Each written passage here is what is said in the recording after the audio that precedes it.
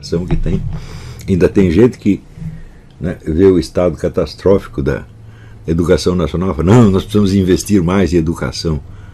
Falei, peraí, veja o salto cognitivo monstruoso que houve aí. Eu estou dizendo que as pessoas ficam na escola, não aprendem a ler, tá certo? Elas ficam 4, 5, 6, 8, 10 anos na escola, chegam até a universidade e não aprenderam a ler. Quanto você acha que custou a educação dessa pessoa toda? Você acha que o investimento foi pequeno? Não, o investimento foi monstruoso em comparação com o resultado. Quer dizer, a relação de custo-benefício está aí, funcionou ao contrário. Então, como partir disso para você chegar à conclusão de que precisa mais investimento? Ou seja, o investimento em educação é um outro problema, completamente diferente. Tá certo? O investimento depende de quantas pessoas você quer educar, durante quanto tempo, qual é o número de professores disponíveis, etc. Ou seja, é um problema que em si não tem nada a ver com a eficiência da educação. Que se você pegar, por exemplo, sei lá, um professor mal pago e que esteja disposto a ensinar os seus alunos até o fim, ele vai obter um resultado muito bom. Não é isso? Eu vejo no caso da minha mãe. Minha mãe tinha só a escola primária. Ela escrevia com correção gramatical, desenhava maravilhosamente bem e talvez se lembrava com muita gratidão da sua professora da escola primária, que tinha lhe ensinado tudo isso aí. E ela tinha aprendido. Quanto você acha que essa professora ganhava? Você acha que numa escola do interior, no meio do pasto, tá certo? Essa escola tinha recursos financeiros? É claro que não. Então, uma coisa não depende da outra. Não é? Existem no mundo inteiro empreendimentos de alfabetização que são realizados por pessoas voluntárias, não estão ganhando nada. Não é? Isso tem no mundo inteiro. Você vai lá, chegar no meio do deserto, tem um carinha lá ensinando as pessoas a ler, às vezes não tem nem caderno, estão lá com uma lousinha na mão. Ué, e eles aprendem. Portanto, a relação entre educação e investimento em educação, ela é muito mais complexa do que parece. Não é uma coisa assim, uma ligação tão lógica quanto as pessoas veem. Elas veem isso porque elas estão pensando de uma maneira elíptica. Uma coisa salta para outra. Acostumou-se, quando se fala educação, fala-se em investimento em educação. E as coisas parecem vir juntas, mas elas não são a mesma. E a ligação entre elas não é nada óbvia. Então, se dizer para que o país investe pouco em educação, não, em função do resultado obtido, ele está investindo demais. Os professores são mal pagos, em função do trabalho que eles fazem, eles estão sendo excessivamente bem pagos. Para fazer essa porcaria, não é para receber nada. Não é isso?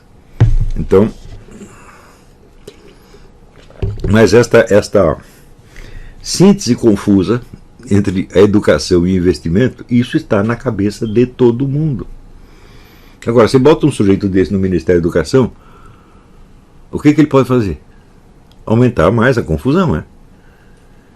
Então, por exemplo, nós temos que perguntar qual é a motivação que esses professores têm para educar os seus alunos.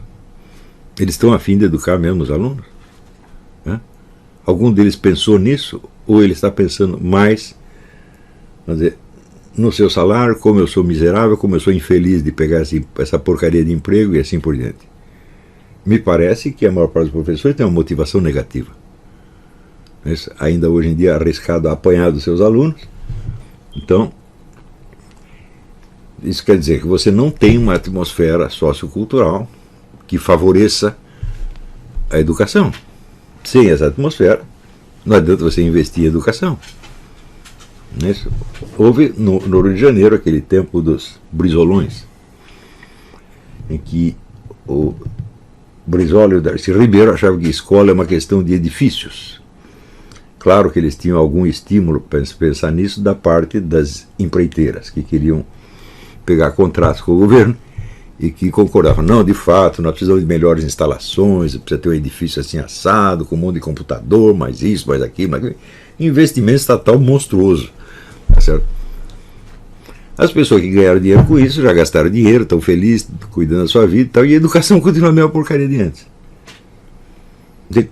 Agora, eu pergunto assim, como é possível? Quer dizer, o Darcy Ribeiro não era nenhum analfabeto. Como é possível um sujeito que é antropólogo formado, né, ele confundir o processo educacional com as instalações das escolas? Quando você vai ver em todo o Oriente, na África, as pessoas dando aula na rua, né? E esses aluninhos que foram treinados na rua tiram classificações melhores nos testes internacionais do que os alunos brasileiros. Né? Então, é claro que está havendo um raciocínio de estereótipo aplicado sobre a realidade, se sobrepondo à realidade e impedindo as pessoas de enxergar o que está acontecendo. Então, isso aí é endêmico no Brasil, isso não depende de qual é o partido político, não depende de qual é a ideologia. Aliás, essa é outra coisa que a pessoa confunde enormemente no Brasil. E o sujeito, para ter uma ideologia, é preciso que ele seja capaz de acompanhar um discurso coerentemente até o fim. Né? O sujeito que adere a um slogan ou outro, aqui não tem ideologia nenhuma, meu Deus do céu. A ideologia é um sistema de ideias. A ideologia tem que ser logicamente coerente interna. Ela pode ser, ela não bate com a realidade, mas internamente ela tem que ter uma coerência. Então, se você perguntar quantas das pessoas que se dizem de esquerda têm uma ideologia de esquerda, fala praticamente nenhuma. Eles têm 2 ou 3 slogans de esquerda que batem com as sínteses confusas que estão se agitando na sua própria alma e que puxam delas um sentimento de concordância e de solidariedade grupal. Isso é o máximo que tem. Se você perguntar os deputados e senadores que se dizem de esquerda ou de direita, eles têm uma ideologia. Fala, não tem ideologia nenhuma, meu Deus do céu. O sujeito no Brasil, para chegar a ter uma ideologia, ele já é quase um gênio. Né? E também, veja, quando a gente fala da debacle educacional nacional, é claro que a tendência de muitos é culpar a esquerda. Eu digo, mas isso não começou com a esquerda, isso começou no tempo dos militares, meu Deus do céu. Portanto, o que causou tudo isso não foi um fator político ideológico, foi algum outro negócio que eu não sei bem o que é, mas que está profundamente arraigado na nossa cultura nacional e que tem que ser curado de qualquer maneira. Claro que o aproveitamento ideológico das escolas foi como dizer, o golpe de misericórdia. Quer dizer que as escolas já estão num nível baixíssimo, produzindo só analfabetos, e o sujeito vai colorir esse analfabetismo com 2 ou 3 slogans, tipo direitos humanos, ou igualdade, ou diversidade, ou contra a discriminação, etc, etc, e dando a esse discurso um ar já de cultura superior, de modo que o indivíduo aprende esse discurso, ele, opa, agora eu estou entre os bons, agora eu deixei de ser aquele coitadinho, átomo solto na sociedade, agora eu já me integrei, eu sou um transformador da sociedade. Não? Então é claro que aí chegou, então, né, o senhor já está moribundo, você vai lá dar um tiro na cabeça dele. Então, esta situação ela já vem se arrastando há muitos anos, e eu não creio que haja nenhuma solução política para ela. Mesmo porque os agentes políticos são formados nesta mesma atmosfera. E uma atmosfera feita, vamos dizer, para as pessoas jamais conseguirem raciocinar sobre a realidade. Eu me lembro, num dos fóruns da Liberdade que eu participei, tem uma professora da Fundação Getúlio Vargas, não lembro o nome dela, uma pessoa muito capaz. Ela tinha feito uma pesquisa de objetivos de vida entre os universitários. É isso. E ela viu que apenas 3% dos universitários queriam fazer uma carreira empresarial. Os outros todos queriam um emprego. E nessas mesmas universidades aparecia lá um professor que tinha lido no Pierre Bourdieu que a universidade é o aparato de reprodução da ideologia burguesa. E o sujeito repetia isso na frente de alunos que queriam ser empregados. Não é que eles eram empregados, eles queriam ser empregados. Então estava abaixo do empregado. Eram pessoas que não tinham nada na vida e que queriam um empreguinho, ou seja, uma segurança. Então é como se você dissesse, bom, aqui no máximo, essa escola está formando proletários e funcionários de classe média baixa. É isso que está se fazendo. Cadê a ideologia burguesa aí? Não tem nenhuma. O único burguês que tem ali é o professor que está ensinando isso. Então, agora você imagina o número de pessoas que nas nossas universidades ouvem pedaços do discurso do Pierre Bourdieu e o repetem. Absolutamente incapaz de raciocinar sobre a sua própria posição na sociedade. Então, é um estado de alienação já psicótico. Eu sempre lembro a história do Meira Pena, que dava aula de ciência política na Universidade de Brasília, onde ele perguntou aos alunos a que classe social eles pertenciam. Ninguém sabia. Tinha aluno ali que dizia que era comunista, que era marxista, que era de esquerda. Eu disse, mas que raio de marxista é esse que nem sabe a sua própria classe social? Como é que você pode raciocinar sobre a luta de classe se você não sabe qual é a sua classe? Então, isso quer dizer que a comunicação brasileira, sobretudo na mídia, mas também nos debates universitários, nos debates do parlamento, se tornou uma verborréia sem sentido. Enquanto isso, os problemas reais continuam aumentando. A violência assassina continua aumentando, né? O desastre educacional continua aumentando, a situação econômica continua catastrófica, e ninguém sabe o que fazer. No fim, quem sabe o que fazer? O chinês sabe o que fazer. Então ele chega, compra tudo, e ele passa a ser o dono do pedaço. É isso que está acontecendo. Quer dizer, o Brasil é um país indefeso. Não adianta você berrar contra, sei lá, o imperialismo, a ocupação estrangeira, a infiltração comunista. Não adianta você berrar contra nada, meu filho. Porque se o país está intelectualmente indefeso, ele será roubado eternamente. E você não terá a menor ideia do que fazer. Você pode, os seus brios patrióticos podem se ofender. A gente toda hora ouve aí militares falando da ocupação da Amazônia, a cobiça internacional, etc, etc. Tá bom, o que você vai fazer com a Amazônia? Você vai fazer o quê? Um projeto de desenvolvimento social da Amazônia? Você não tem nenhum, mas o chinês tem. Ou o americano tem, o alemão tem, qualquer um tem. Então, a situação de dependência do Brasil em face de potências internacionais, ela deriva sobretudo de um fator de ordem intelectual. Quer dizer, o mais burro acaba tendo que obedecer o mais inteligente. É só você estudar um pouco de história e você vê quais são os povos vitoriosos, os povos que têm maior QI, isso é evidente. Quais são as pessoas que se saem melhor na vida, que têm mais QI? Não tem conversa. Não é possível associar isso, vamos dizer,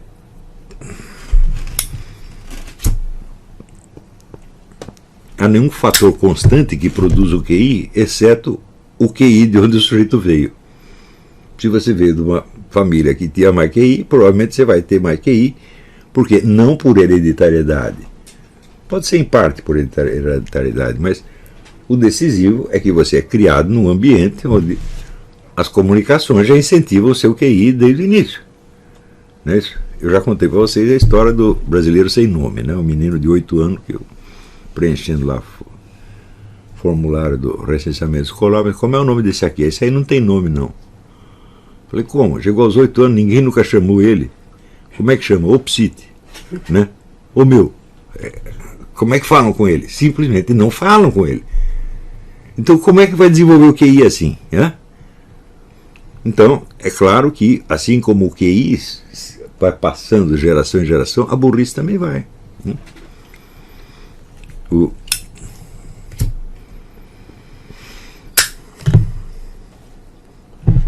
Então, a gente nunca será demais insistir e falar, o problema do Brasil não é um problema político, gente. O problema político ele é muito derivado.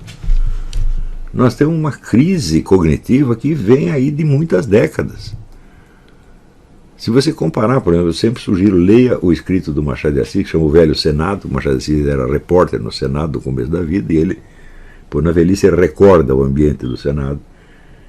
Aquilo era política do Brasil na segunda metade do século XIX. Compara com o que é hoje. Você pega aqueles senadores daquela época e compara com os discursos da Dilma Rousseff, do Lula, etc. Você vê que alguma coisa aconteceu, meu Deus do céu.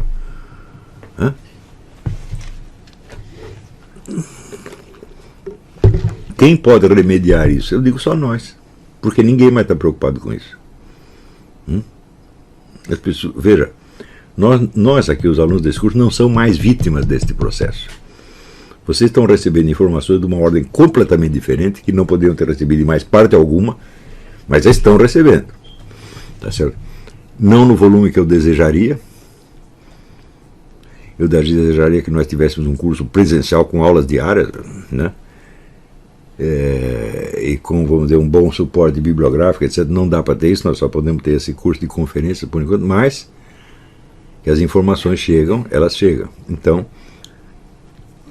vocês já estão, vamos dizer, 1 metro acima, né, do lamaçal, e já podem enxergá-lo de algum modo, tá certo? E se podem enxergá-lo, bom, então só vocês podem agir sobre ele. Então isso quer dizer que a produção escrita dos alunos desse curso é a única esperança de levantar este país. Não tem outra. O resto é tudo besteira. Você pode vir com: vamos aqui fazer o projeto de Ciências Sem Fronteiras, nós mandamos o cara para estudar na Inglaterra. Eu digo: tá bom, ele estuda na Inglaterra, já fica por lá mesmo, se não for idiota, né? Quer dizer, você está financiando a fuga de cérebros. Quer dizer, os poucos caras inteligentes que tem, você manda eles para fora. Eu falo: mas que... É uma coisa maravilhosa. Chega a ser maravilhoso, pô, né? Então, você não precisa mandar ninguém estudar fora, ao contrário, você precisa trazer as coisas para dentro. Pelo menos isso nos anos 50, dos anos 30 a 50, todo mundo sabia. Quando fundaram a universidade, o que eles fizeram? Trouxeram o melhor professor para ficar no Brasil, pô. Né? Agora, se mandasse o estudante para fora, você, bom, isso aí de fato é um suicídio. Mas as pessoas falam disso com muito orgulho. Né? O programa Ciência Sem Fronteira, não, meu filho, é ciência dentro da fronteira, você me desculpe, é? Também você vê que algumas instituições de ensino técnico-científico, elas permanecem imunes a esta debacle, umas poucas, tá certo? Por quê? Porque, vamos dizer, a destruição da cultura leva muito tempo para influenciar a atividade científica. Leva meio século, 70 anos, uma coisa assim. Quando chega lá, fala: bom, então daí acabou. Tá certo? Mas, principalmente porque o ensino técnico-científico ele se transmite numa linguagem padronizada. Você tem uma linguagem técnica padronizada e as dificuldades de comunicação são relativamente pequenas. Você vai estudar geografia, ele pega o vocabulário da geografia, pronto, é aquilo ali que ele vai ler nos livros, não há dificuldades, tá certo?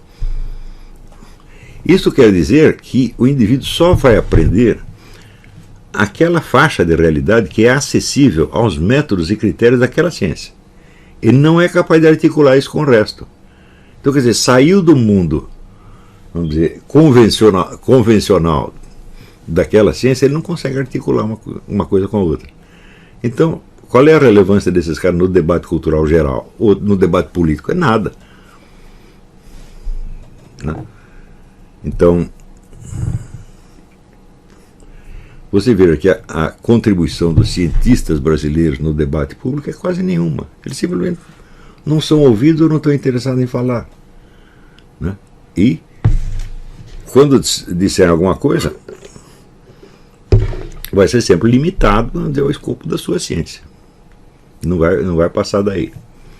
Então isso quer dizer que, veja, quando a gente fala um debate científico, ele requer pessoas que são capazes de transitar entre vários níveis e setores da cultura. Senão, não tem isso. Então isso quer dizer, no Brasil você ainda tem profissões científicas, mas você não tem sequer debate científico. Né? Por exemplo, você quer debater uma questão qualquer. Existe o aquecimento global ou não? Bom, você imagina um número imenso de variedades, né, de linhas de força que entram na composição desse problema. Você acha que você estudando só climatologia você vai entender isso? Mas nunca na sua vida. Mesmo porque a climatologia vai ter que medir fatores que não são climatológicos, que são de ordem, por exemplo, sociológica, ou cultural, ou econômica, etc. que escapam infinitamente do território da ciência dele. Então, o debate científico é um debate que supõe pessoas com uma cultura geral monstruosa. É só você ver, por exemplo, eu acompanho muito o debate científico na Salisbury Review, uma revista inglesa de primeiríssima qualidade. Você vê que os cientistas que escrevem lá são homens de uma cultura monstro, não são profissionais de um campo restrito, tá certo? Então, entre os cientistas brasileiros também falta isto, né? Então, quer dizer, eles salvam a honra dentro da sua atividade profissional específica, mas a contribuição deles para a sociedade em geral é pequena. Eles fazem o que podem, tá certo? Mas não estão preparados para dar uma contribuição mais relevante ao país como um todo.